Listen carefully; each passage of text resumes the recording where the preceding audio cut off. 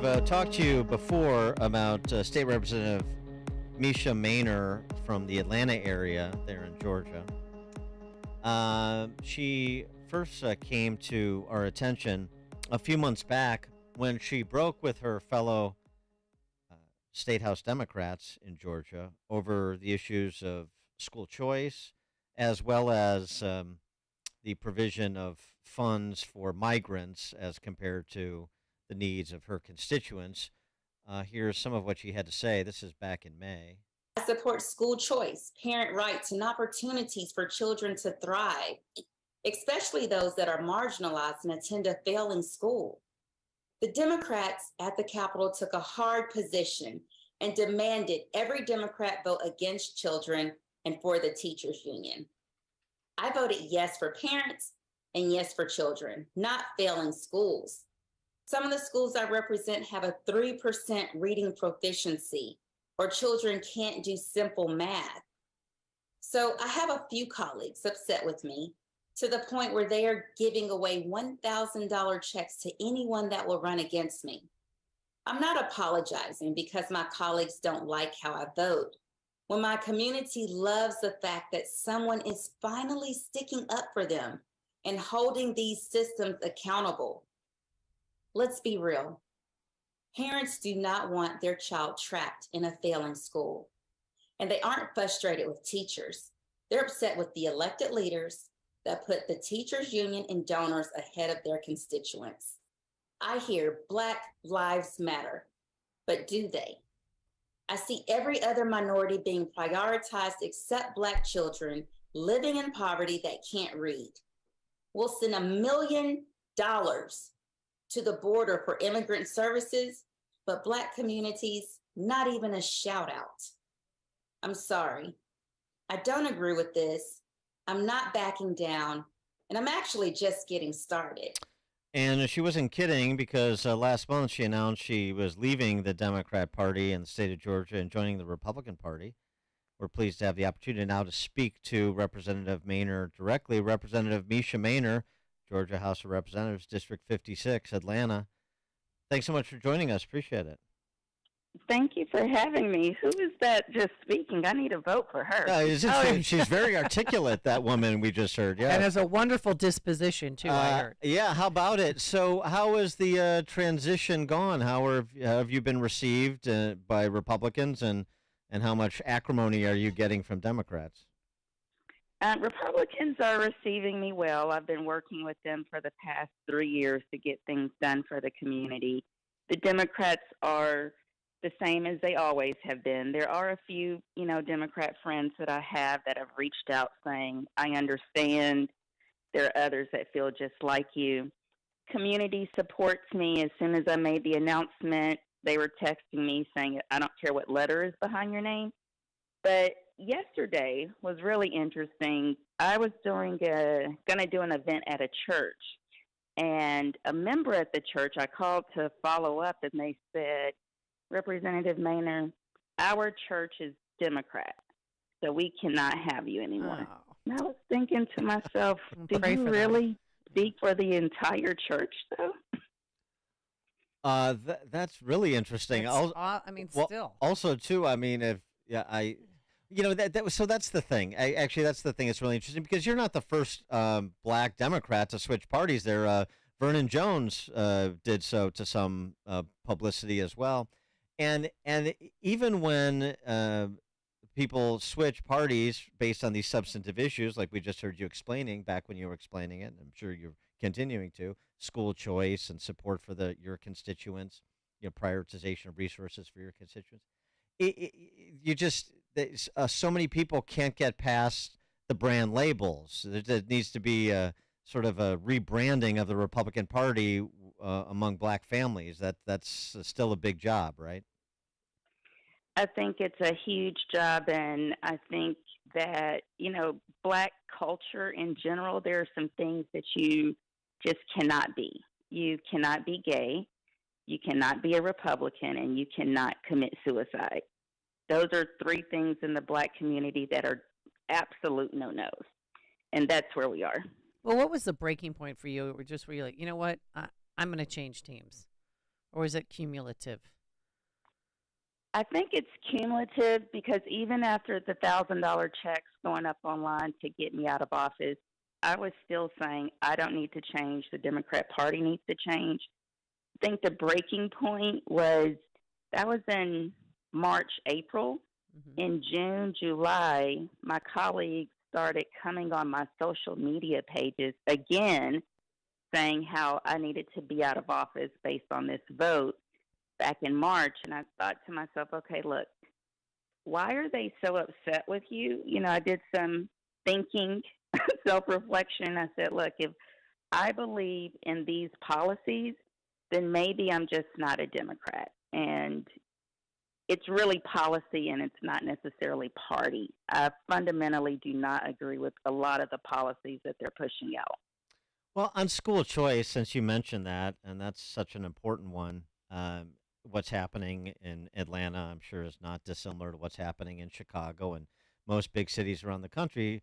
These huge centrally planned school systems run by the teachers' unions, as you described, are just not getting the job done in preparing kids for success beyond K through 12, or even in K through 12 and beyond.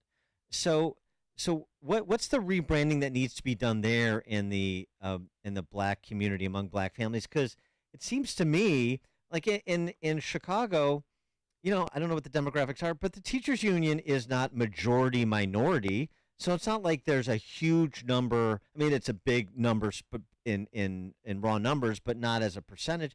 It's not like it's some wildly big number of black teachers in the teachers union that are just interested in protecting their jobs. So there's something else going on. Why do black parents who are not otherwise affiliated with the teachers union, why do they tolerate these schools that continue to fail generation after generation? I cannot speak for Chicago, but I can tell you in Atlanta, parents are not tolerating it. Parents are fed up. I've campaigned on 2 elections on school choice, and the schools are failing, and parents need choices, which was a Republican ideal. They voted for me twice on that. Even with Stacey Abrams putting people in the race and campaigning against me, I still won my last election. So my district, I have the most charter schools, excuse me, in my district than any other district in the state of Georgia. My parents want change. As far as the teachers unions, many teachers are reaching out to me saying they support school choice too. They feel handcuffed by a broken system. So it's bureaucracy. It's not the teachers. It's not the parents. And local school boards, they have the ability and the power to actually change things. They have the pen to do it. And what about on the crime issue? Because, of course, Atlanta has been beset by violent crime like so many major cities. And we're seeing from Oakland to Washington, D.C., the NAACP in Oakland, a Democrat city councilman in Washington, D.C., all saying the same thing. We need more police. We need more resources. I mean, the D.C. councilman is calling for the National Guard to come into D.C. So these are black Democrats saying something very different than maybe even they were saying a couple of years ago, that don't defund police, deploy police, and deploy them in our neighborhoods. What's going on in Atlanta? Because I know your former mayor, Keisha Bottoms, was sort of a defund the police, a collaborator. What I'll say to that is people profit off of ignorance and people not knowing. So you're absolutely right. Years ago, or 2 or 3 years ago, Democrats were pushing for defunding the police. Now they understand that that was just some talking points and that backfired. So now Democrats want to say, we never said that. They're on tape saying that they wanted to defund the police. But what's interesting, I was on a radio show here in Atlanta, and the host is a former Democrat leader for the state, and he said, isn't it true, there was a Pew Research study that says the more police that you hire, it actually does not decrease crime. That is not true, and Democrats will say anything to try to get someone that is not knowledgeable to vote for them. And that is another reason why I left the party, because I don't believe in lying to people to get a vote. And do you see families responding to your message on the topic of public safety the same way they are on school choice? Absolutely. When it was the vote for us to defund or not defund the police, it didn't matter which community, which socioeconomic group. Everybody was calling me saying, we do not want to defund the police. And people voted for me because I am the outlier when it comes to the Democratic Party, but just towards the middle, not the far other end. And what about your reelection? Do you know who the Democratic Party is going to throw up against you?